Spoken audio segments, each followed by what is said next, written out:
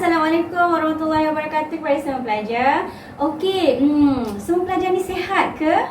Sihat. Alhamdulillah, sihat. Okey, jangan lupa untuk sentiasa pakai pelitup muka, untuk sentiasa basuh tangan, sentiasa jaga penjarakan fizikal. Okey, baiklah para pelajar. Okey, sebelum cikgu mulakan kelas kita pada hari ini, cikgu nak kamu semua menumpukan sepenuh perhatian dan memberikan fokus yang sepatutnya kepada tayangan video yang akan cikgu tayangkan sebentar lagi. Okey, jom kita saksikan video tersebut.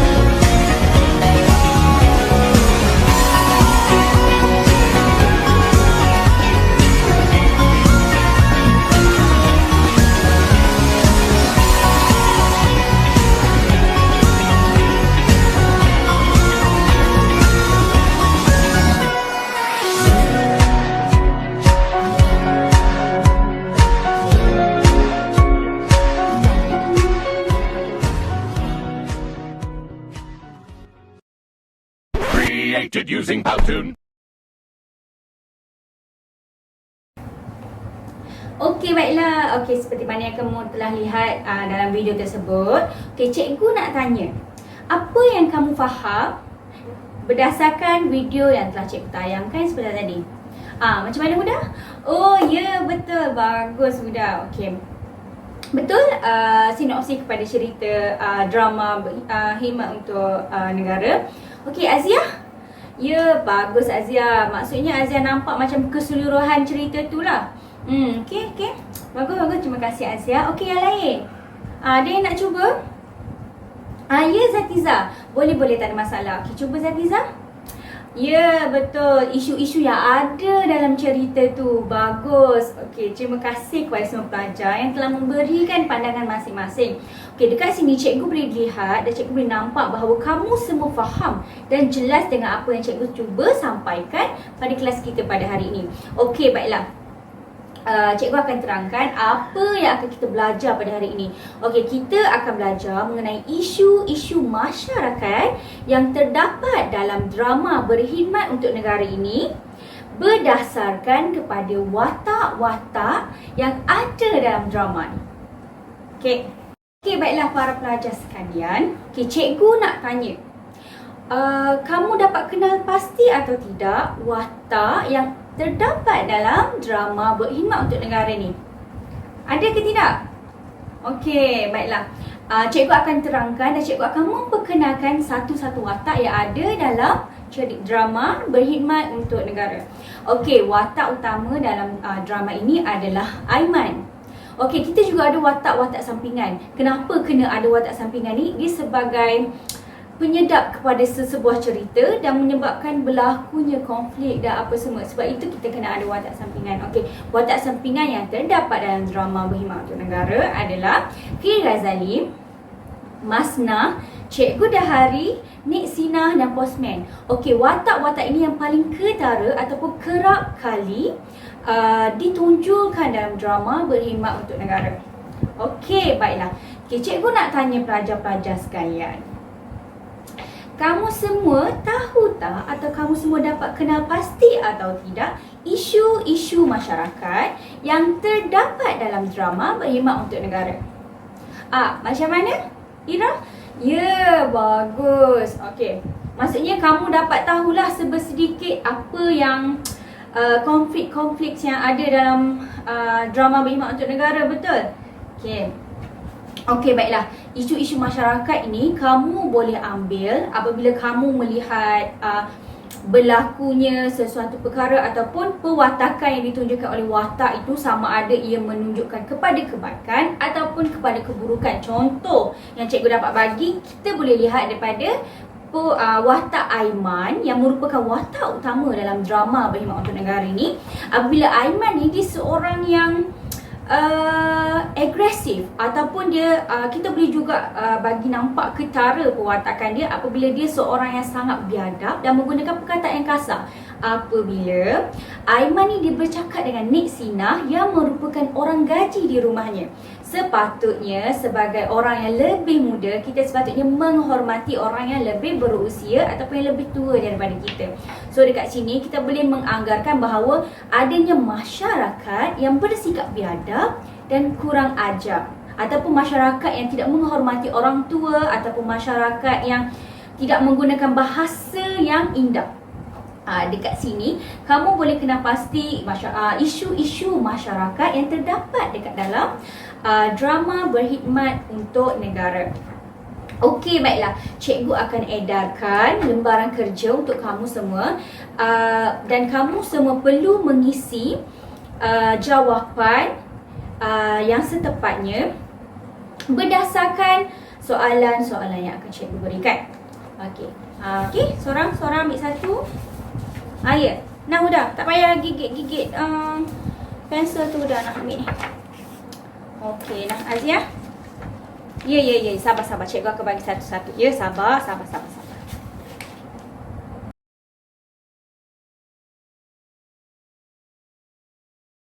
Okey, baiklah semua. Sekarang dekat tangan saya ada lembaran kerja iaitu soalan latih to be.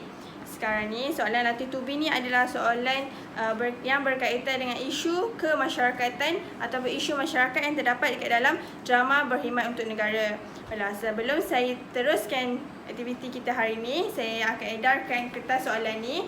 Saya nak semua orang ambil satu. Dia ada satu set ni. Okey. Dan boleh saya akan mula edarkan. Baiklah, semua dah agihkan dah kertas soalan yang saya bagi tadi? Okey, sekarang saya nak tanya. Semua orang dah dapat ke kertas soalan latih tubi tadi? Ada tak? Masih ada sesiapa tak yang masih belum dapat soalan latih tubi tadi? Kalau ada boleh angkat tangan.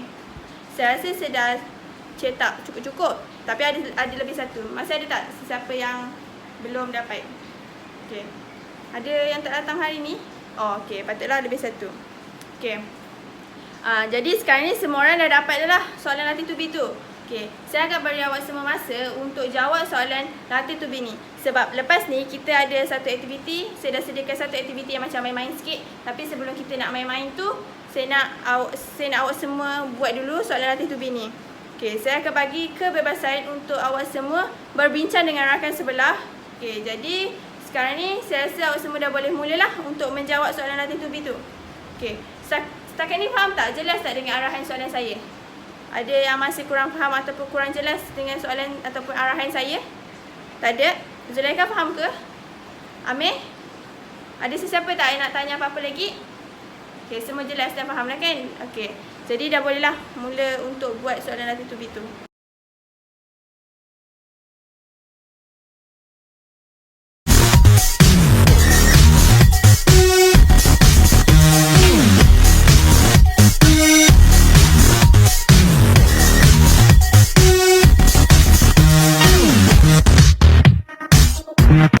Semua masa untuk menjawab soalan latih tubi tu pun dah tamat.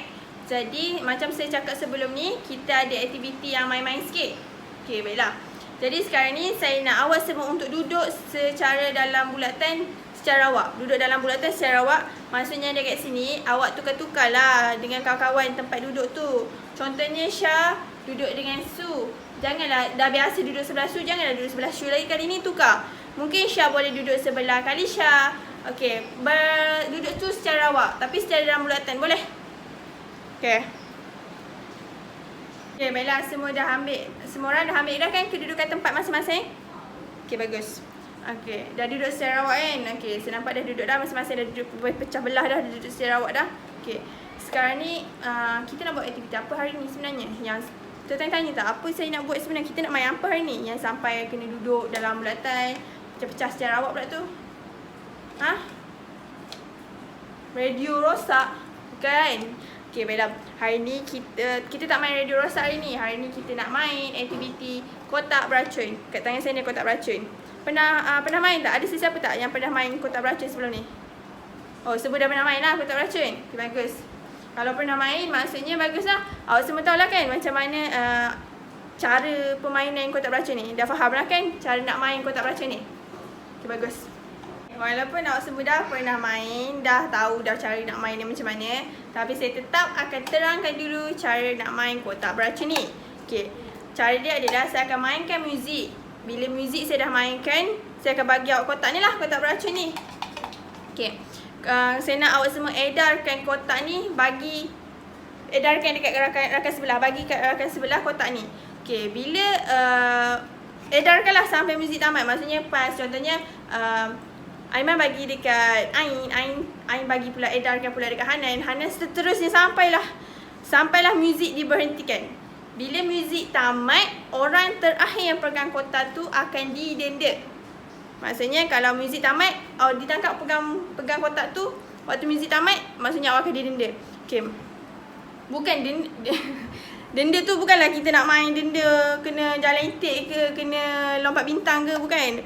Denda dia adalah orang yang kena denda tadi tu kena buka kotak ni. Dalam kotak ni ada lipatan kertas ni. Okey, saya dah sediakan ada kertas dekat dalam ni. Okey, orang tu dia akan buka kotak ni, ambil satu lipatan kertas tu. Saya dah sediakan lipatan kertas tu adalah soalan. Saya dah sediakan soalan dekat dalam kotak ni. Jadi, orang yang kena denda tu bila dia ambil kertas tu, dia kena bacalah soalan tu. Baca dengan kuat. soalan tu lebih kurang dengan soalan yang awak dah buat sebelum ni. Yang latih tu tadi je. Dia lebih kurang je. Dia mungkin berbeza-beza sikit tapi bendanya lebih kurang sama je. Tadi orang yang didenda tu dia kena baca soalan tu kuat-kuat supaya satu kelas dengar apa dia punya denda, soalan denda dia tu, dan orang tu dia kena jawab soalan tu. Maksudnya awak kena, ni penting okey, lepas awak jawab soalan tu, saya nak awak bagi contohnya. Dia minta pasal isu masyarakat, awak semua kena bagilah isu masyarakat apa yang ada dekat dalam drama tu. Kena sediakan dan sertakan sekali dengan contoh yang tepat. Okey, setakat ni jelas dah faham tak apa yang saya cakap? Ke tak faham? Okey, bagus. Kalau semua faham, tak ada sesiapa. Kalau ada yang tak faham boleh angkat tangan. Okey, saya anggap semua fahamlah cara permainan dia. Jadi kita akan mula bermain sekarang. Memandangkan semua orang faham, tak ada orang angkat tangan pun nak tanya apa-apa, saya anggap baguslah kelas ni dia faham semua apa yang saya cakap. Jadi saya akan mula mainkan muzik tu sekarang. Boleh? Okey, baiklah. Saya akan start main muzik.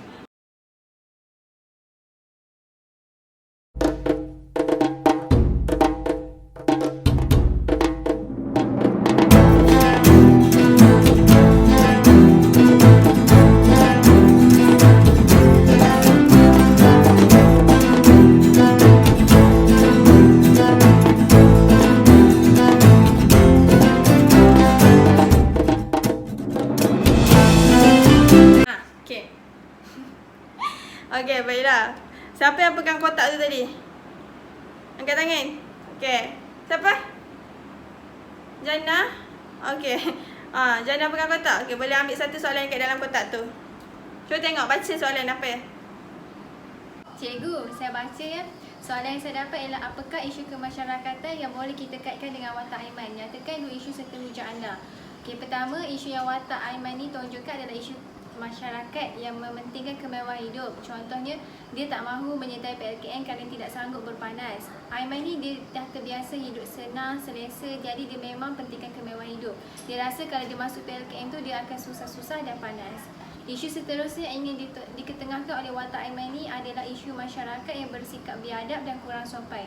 Contohnya, Aiman ni menggunakan kata-kata yang kurang sopan sewaktu bercakap dengan Nek Sina. Isu masyarakat biadab ni sebenarnya adalah satu isu yang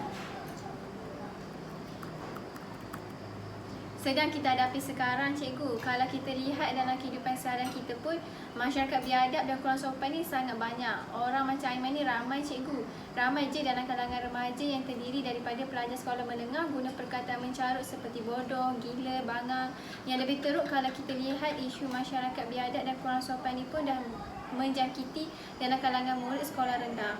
Murid sekolah rendah pun dah mula bersikap biadab dengan guru dan orang yang lebih dewasa. Terima kasih. Baiklah, macam kita semua dah dengar tadi apa jawapan yang Wawa bagikan tu. Okey, betul lah jawapan yang Wawa bagi tu. Sebab dekat dalam watak Aiman ni kita boleh lihat isu masyarakat yang mementingkan kemewahan dan isu masyarakat yang bersikap biadab dan kurang sopan.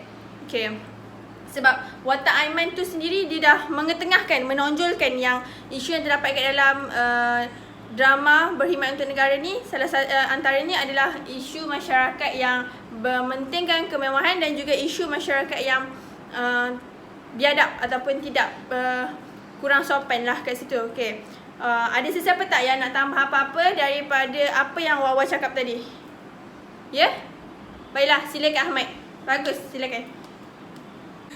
Okey. Cikgu, saya nak kaitkan isu masyarakat biadab dan kurang sopan ini dalam kehidupan masyarakat kita. Apa yang saya perhatikan adalah isu ini sebenarnya semakin teruk dan tak boleh dibiarkan. Kalau kawan-kawan semua ingat, ada kejadian di mana sekumpulan remaja di Kelantan yang membuli dan mengejek serta menakutkan seorang nenek yang sudah tua. Kejadian ini dapat disiarkan di berita TV3. Dan sini kita dapat lihat isu masyarakat biadab dan kurang sopan ini dalam kehidupan masyarakat kita ini dah teruk. Macam dalam drama ini. Isu ini diketengahkan bila Aiman ini sendiri gunakan kata-kata yang kurang sopan dan biadab dengan Nek Sinah, padahal Nek Sinah itu lagi tua daripada dia. Terima kasih. Wah, bagus Ami, bagus. Saya suka cara Ami menerangkan tentang isu masyarakat biadab ataupun kurang sopan ni. Sebab Ami dia mengaitkan isu masyarakat yang sebenar yang berlaku dekat dalam negara kita sendiri. Macam tadi Ami bagi contoh yang masyarakat, kita boleh lihat isu masyarakat biadab ataupun kurang sopan ni dekat dalam salah satu kejadian yang kita dapat, yang tak silap, macam Ami cakap tadi dah, saya rasa macam saya ada terlihat berita tu yang nenek tua tu dia kena buli ataupun dipermainkan oleh sekumpulan remaja.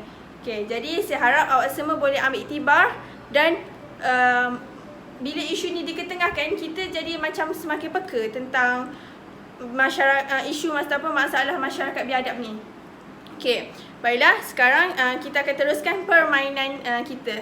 Semua dah bersedia?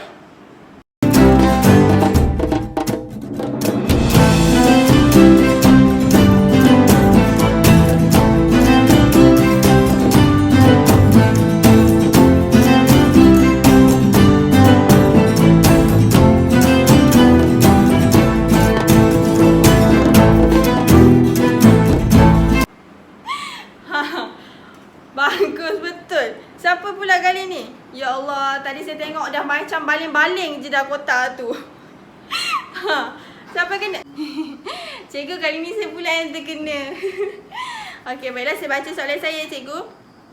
Soalan yang saya dapat adalah, nyatakan tema yang terdapat dalam drama ni. Oh, ni senang je. Sebab minggu lepas kita dah belajar kan, cikgu. Saya ingat lagi tema dia apa. Tema drama ni adalah kesedaran generasi muda dalam memupuk semangat cinta akan negara yang diperolehi melalui penglibatan mereka dalam program latihan khidmat negara, iaitu PLKN. Terima kasih, ke? Bagus. Saya suka macam mana Irfan tadi dia ingat lagi. Saya ingatkan bila saya dah selit-selitkan soalan yang kita dah belajar minggu lepas, apa yang kita belajar minggu lepas, maksudnya awak lupa lah minggu ni. Tapi bagus, macam Irfan dia ingat lagi apa yang kita dah belajar minggu lepas. Betul. Tema yang Irfan cakap tentang drama berkhidmat untuk negara tu betul. Jadi kita akan, bolehkah kita teruskan lagi permainan ni? Okay, baiklah, bersedia semua?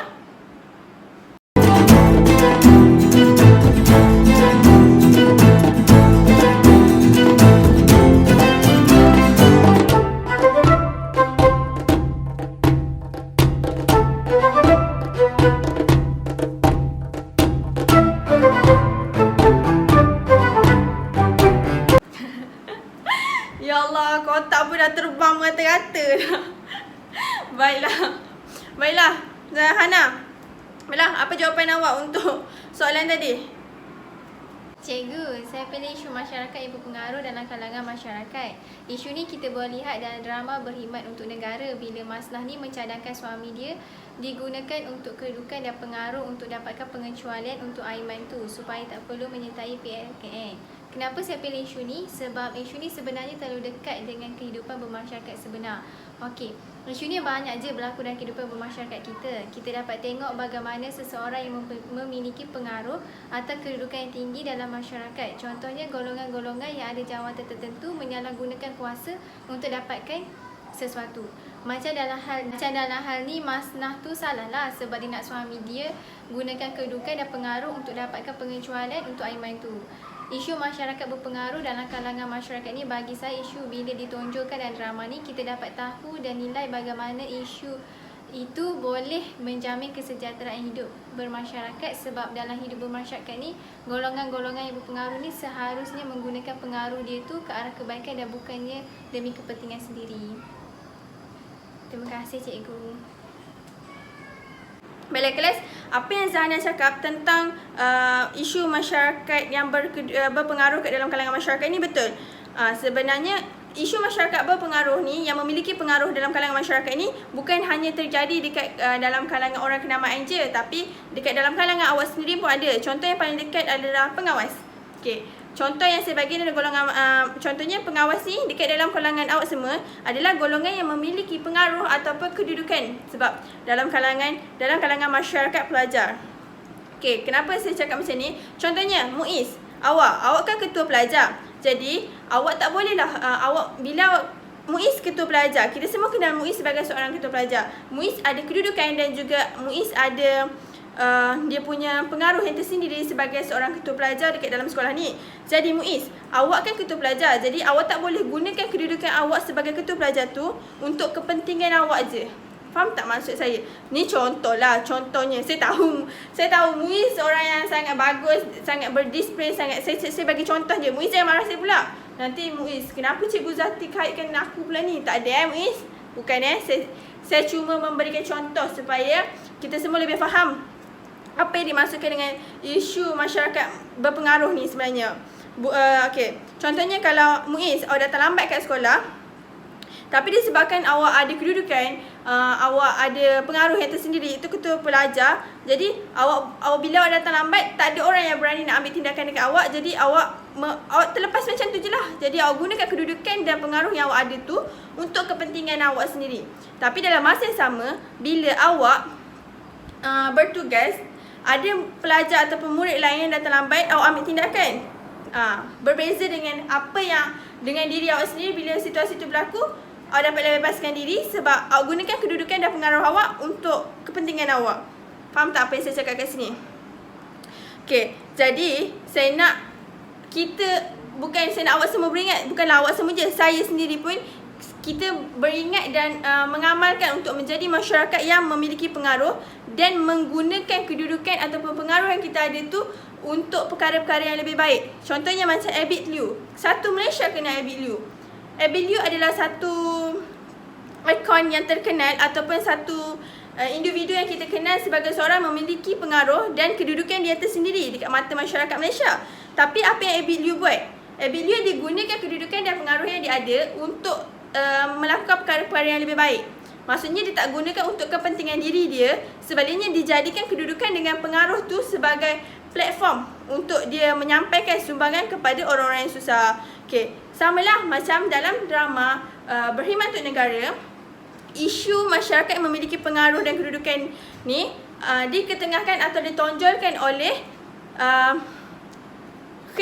Ghazali tadi. Bila mana Maznah iaitu Ibu Aiman tu dia suruh K. Ghazali ni guna kedudukan yang K. Ghazali ni ada, iaitu ayah Aiman ni, untuk gunakan pengaruh dia supaya boleh buat Aiman tu dikecualikan daripada mengikuti PLKN. Tapi bagusnya ayah Aiman ni sebab walaupun dia memiliki pengaruh, tapi dia tak terpengaruh. Maksudnya dia ada pengaruh dengan kedudukan tadi, tapi dia tak ikut macam mana yang Ibu Aiman ni, itu isteri dia Maznah ni suruh. Maksudnya dia gunakan kedudukan dan pengaruh dia tu untuk perkara yang baik. Maksudnya dia tak gunakan untuk kepentingan peribadi dia.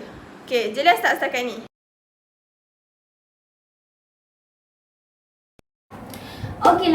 Okey, baik para pelajar. Okey, kelas kita sudah sampai ke penghujungnya. Okey, baiklah. Sebelum tu, cikgu nak tanya beberapa soalan kepada kamu semua untuk cikgu menguji sejauh mana kefahaman kamu semua dan sejauh mana kamu semua fokus dan peka dengan apa yang cikgu ajar pada hari ini. Okey, cikgu nak tanya, apa yang kita belajar pada hari ini?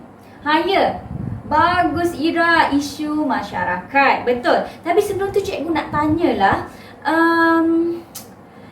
untuk kita nak lebih senang ataupun lebih mudah untuk kita mencari isu masyarakat, apa yang kita kena buat? Ya, Azia. Betul. Kita kena kenal pasti dahulu watak-watak yang terdapat dalam drama. Barulah kita boleh ataupun barulah kita dapat mengemukakan isu-isu masyarakat yang terdapat dalam drama. Bagus Azia, terima kasih. Okey, baiklah, cikgu nak tanya lagi. Boleh tak salah seorang daripada kamu beritahu cikgu apa isu masyarakat yang berkait dengan Aiman? Ya. Aiman seorang yang mudah menyedari kesilapan. Bagus. Betul. Aiman mudah menyedari kesilapannya apabila dia berfikir kembali. Maksudnya Aiman merasakan bahawa ia menjadi satu keperluan untuk masuk dan menyertai kem PLKN. Bagus, terima kasih Huda. Okey, baiklah.